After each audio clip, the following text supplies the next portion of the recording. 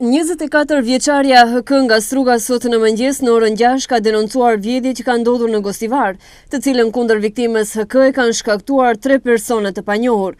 Sipas denoncimit të HK-s, gjysmore para se të ndodhte vjedhja, përderisa me një taksi së bashku me një shoqe të saj, janë kthyer nga një objekt hotellerik dhe kanë ndaluar përpara një supermarketi në Gostivar. Afër tyre është afruar një veturë tipit BMW, në të cilën kanë qenë 3 persona.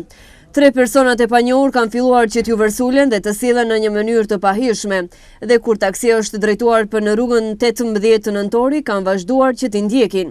Pas ndalesës në këtë rrugë, sërish edhe vetura e tipit BMW ka ndaluar, nga e cila kanë dalur 3 persona. Njëri nga ata në dorë mbante një pistolet, përderisa tjetri ka hapur derën dhe është munduar që t'ja merr çantën HK. Por nuk e ka arritur qëllimin dhe me dhunë ka nxjerr nga vetura dhe ka arritur t'ja merr vetëm telefonin celular, dhe më pas e ka shtyr nga çka ajo ka rënë në trotuar dhe është lënduar. Me telefonin e marrë 3 personat me veturën e tipit BMW janë larguar nga vendi i ngjarjes. Pak më vonë, në rrugën e Lindenit në Tetov është ndaluar një veturë dyshymt në të cilën kanë qenë 4 persona nga fshati Dobërdolli i Gostivarit, të moshës 18, 23 dhe 24 vjeçare. 4 personat janë mbajtur në sektorin për punë të brendshme në Tetov dhe ju është konfiskuar vetura, por punohet në zbardhjen e plotë të rastit. Mbrëm rreth orës 21 në rrugën Marshall Tito në Tetov, veturë tipit Opel Astra me targa të Tetovës e drejtuar nga 30 vjeçari BU nga fshati Zhelin. Për shkak të shpejtësisë së papërshtatshme ka humbur kontrollin mbi automjetin dhe ka dalë nga rruga, ku ka goditur një shtyllë metali të ndriçimit publik. Nuk ka të lënduar nga ky aksident, përderisa dëmi material vlerësohet të ka vlerën diku rreth 30.000 denar.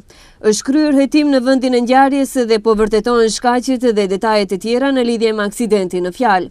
Në rrugën lokale Tetov-Selc, pardje pas dite rreth orës 17, ka ndodhur një aksident automobilistik, në të cilin kanë marrë pjesë 2 vetura.